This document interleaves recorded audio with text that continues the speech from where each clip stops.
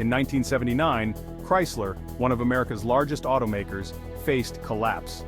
The government bailout that followed not only saved the company, but also set a new precedent in corporate and government relations.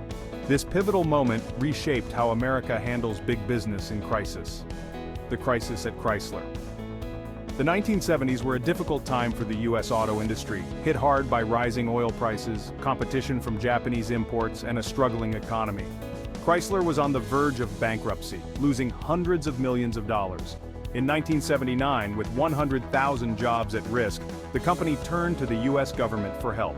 Newly appointed CEO Lee Iacocca made the case that saving Chrysler was vital for the American economy. The government bailout and loan guarantee.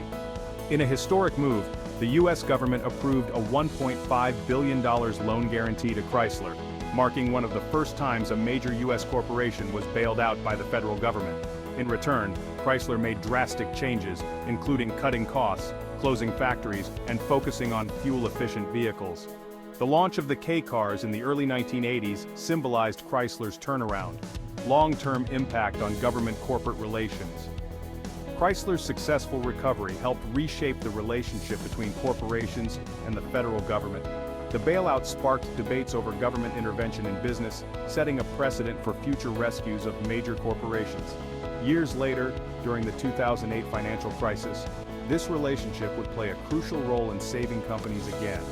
The Chrysler bailout not only saved an automaker but also redefined how government and business interact in times of crisis. Conclusion. The 1979 Chrysler bailout was a turning point in corporate and government relations, saving thousands of jobs and stabilizing the American economy. It demonstrated that, in times of crisis, the government can play a critical role in rescuing key industries. Subscribe to Emgotv1 for more stories on how U.S. corporations shaped our world. Like, subscribe, and hit the bell for more deep dives into iconic moments in U.S. corporate history and their lasting impacts.